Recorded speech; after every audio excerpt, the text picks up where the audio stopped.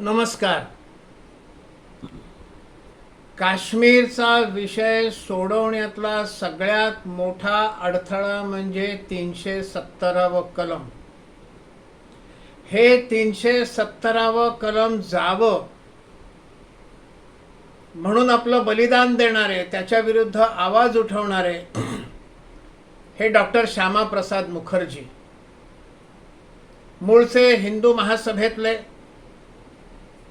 स्वातंत्र्यानंतर पंडित जवाहरलाल नेहरूंच्या मंत्रिमंडळामध्ये ते वाणिज्य आणि उद्योग मंत्री होते.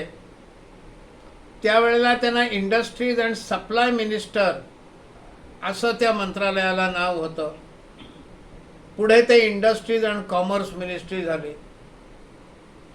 नेहरू लियाकत अली पॅक्ट 1950 साली झाला. त्याला डॉक्टर श्यामाप्रसाद मुखर्जींचा विरोध होता आणि या मुद्द्यावर ते नेहरूंच्या मंत्रिमंडळातनं बाहेर पडले.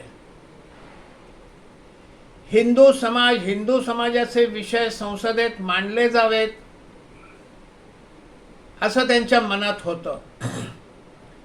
आणि हे जर व्हायचंच असेल तर संसदेमध्ये या पक्षाचे सदस्य असलेले लोक हे संसद सदस्य म्हणून आले पाहिजेत. अशा प्रकारचा एक राजकीय पक्ष स्थापन केला जावा अशा मताचे ते होते.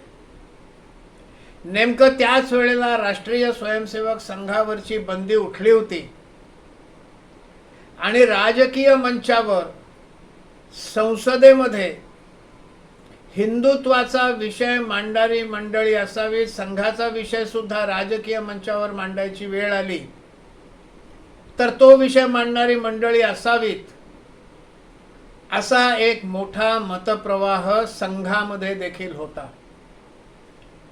डॉक्टर श्यामाप्रसाद मुखर्जींनी गोळवलकर गुरुजींची भेट घेतली आणि त्या भेटीतून भारतीय जनसंघ स्थापन करण्याचं ठरलं. 21 ऑक्टोबर 1951 साली भारतीय जनसंघाची स्थापना झाली. मग संघाचे काही चांगले प्रचारक, वरिष्ठ प्रचारक हे जनसंघाच्या कामासाठी पाठवले गेले. त्यामध्ये पंडित दीनदयाळ उपाध्याय, बलराज मधोक, अटल बिहारी वाजपेयी, नानाजी देशमुख, लालकृष्ण अडवाणी, कुशाभाऊ ठाकरे, जगन्नाथराव जोशी, सुंदरसिंग भंडारी असे अनेक वरिष्ठ प्रचारक हे भारतीय जनता पक्षाला दिले गेले. भारतीय जनता पक्षाच्या प्रमुख मुद्द्यांपैकी 370व कलम हटवणं हा एक महत्त्वाचा मुद्दा होता. 370व्या कलमामुळे काश्मीर सरकारला काही विशेष अधिकार होते. काश्मीरला एक वेगळा झेंडा त्यामुळे मिळत होता. काश्मीरचं एक वेगळं संविधान हे त्यामुळे झालेलं होतं आणि काश्मीरच्या मुख्यमंत्र्याला देखील पंतप्रधान असं संबोधन होतं. भारतीय संसदेनं पास केलेला कोणताही कायदा, कोणतंही बिल फेटाळून लावण्याचा अधिकार काश्मीर सरकारला आणि काश्मीरच्या विधानसभेला होता. त्यामुळे डॉक्टर बाबासाहेब आंबेडकर यांचा देखील 370व्या कलमाला विरोध होता. डॉक्टर श्यामाप्रसाद मुखर्जींचा देखील याच कारणामुळे 370व्या कलमाला विरोध होता.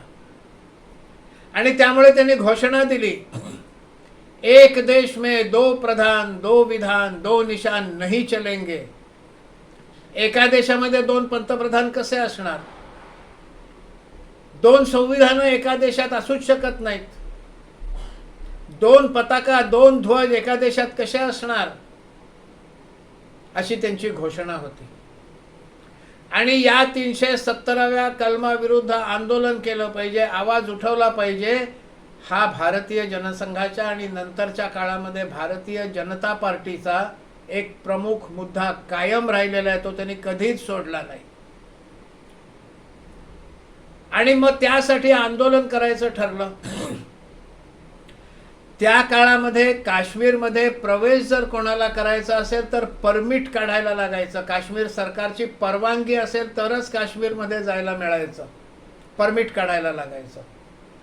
डॉक्टर श्यामाप्रसाद मुखर्जींनी सुरुवातीचं पाऊल म्हणून या परमिटलाच आव्हान द्यायचं ठरवलं. माझ्याच देशातल्या एखाद्या राज्यात जायला परवानगी, परमिट, हा त्यांच्यासमोर प्रश्न होता. आणि मग त्यांनी या परमिटलाच आव्हान द्यायचं. परमिट न काढता काश्मीरमध्ये जायचं असं त्यांनी ठरवलं आणि परमिट न घेता ते काश्मीरमध्ये शिरले. तो दिवस होता 11 मे 1953. काश्मीरमध्ये शिरल्यानंतर शेख अब्दुल्लाच्या सरकारनं त्यांना अटक केली. अटक करून तुरुंगात टाकलं आणि त्याच ठिकाणी 23 जून 1953 म्हणजे जवळजवळ 60-65 दिवसातच त्यांचा त्या तुरुंगामध्ये मृत्यू झालेला आहे. त्यांच्या ज्या मातोश्री होत्या योगमाया देवी यांनी पंडित नेहरूंना एक अर्ज दिला डॉक्टर श्यामाप्रसाद मुखर्जींच्या मृत्यूची चौकशी व्हावी म्हणून. जनसंघानं मागणी केली, मृत्यूची चौकशी करा. पण पंतप्रधान जवाहरलाल नेहरूंनी ही मागणी फेटाळली. डॉक्टर श्यामाप्रसाद मुखर्जींच्या मृत्यूची चौकशी झालीच नाही. पण डॉक्टर श्यामाप्रसाद मुखर्जींच्या मृत्यूची चौकशी न होणं हे देशातलं एकमेव उदाहरण नाहीये. सुभाषबाबूंचा मृत्यू झाला का नाही झाला त्याची चौकशी नाही झाली. शेवटपर्यंत सुभाषबाबू हे विमान अपघातात मृत्युमुखी पडले का नाही पडले हे गूढ शेवटपर्यंत राहिला. आजही ते गूढ कायम आहे. लाल बहादूर शास्त्रींचा ताशकंदमध्ये मृत्यू झाला, त्यांच्या मृत्यूची देखील चौकशी नाही झाली. पंडित दीनदयाळ उपाध्याय यांची हत्या केली गेली. मुघलसरायच्या रेल्वे यार्डमध्ये त्यांचा मृतदेह फेकून देण्यात आला. पंडित दीनदयाळजींच्या मृत्यूची देखील चौकशी कधीही झाली नाही. डॉक्टर श्यामाप्रसाद मुखर्जींच्या मृत्यूची ही अटल बिहारी वाजपेयींना हा एक फार संवेदनात्मक मुद्दा होता. त्याने अनेक वेळा भाषणात म्हटलेलं आहे की बलिदान अपना रंग लाता है, लाएगा. 370व्या कलमासाठी डॉक्टर श्यामाप्रसाद मुखर्जींचं जे बलिदान झालं त्याला रंग आला. 5 ऑगस्ट 2019ला संसदेनं बिल पास करून 370वं कलम हटवलं. डॉक्टर श्यामाप्रसाद मुखर्जींचं नाव, काश्मीरची कथा सांगताना डॉक्टर श्यामाप्रसाद मुखर्जींचं नाव घेतल्याशिवाय ही कथा पूर्ण होत नाही. डॉक्टर श्यामाप्रसाद मुखर्जींचा बलिदानाचा लगेच परिणाम असा झाला की परमिट सिस्टीम गेली. काश्मीरमध्ये जायला परमिटची आवश्यकता लागेनाशी झाली. हे डॉक्टर श्यामाप्रसाद मुखर्जींचं 370वं कलम हटावं यासाठी झालेलं बलिदान आहे. आणि त्यानंतर भारतीय जनता पक्षानं आणि पुढे भारतीय जनता पक्षानं, भारतीय जनसंघ आणि भारतीय जनता पक्ष यांनी हा मुद्दा लावून धरला. 370वं कलम हटवण्याचा जेव्हा विषय आला तेव्हा मेहबूबा मुफ्ती म्हणाले होता तिकडे रक्ताचे पाट वाहतील, तिरंगा हातात धरणारा कोणी सापडणार नाही इकडे.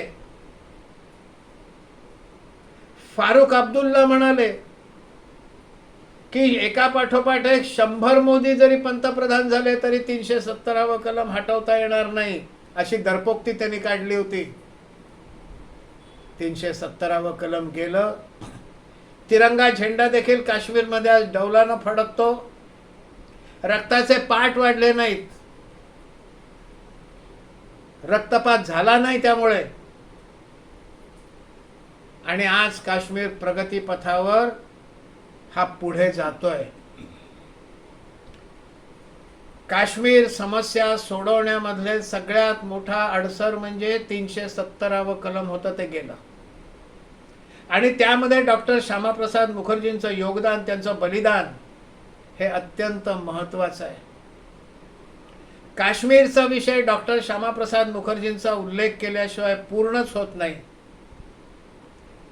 डॉक्टर श्यामाप्रसाद मुखर्जींच्या बलिदानाला शत नमन. हा विषय जर आपल्याला पटला असेल तर कृपया लाईक करा, शेअर करा. या विषयावर आपला अभिप्राय काय आहे, आपल्याला काय वाटतं, आपलं मत काय, हे यूट्यूबच्या कॉमेंट बॉक्समध्ये अवश्य नोंदवा. आणि याच्या पुढचे देखील काश्मीरवर येणारे जे भाग आहेत, एपिसोड आहेत, हे ऐकायचे असतील तर कृपया चॅनल सबस्क्राईब करा. खूप खूप धन्यवाद.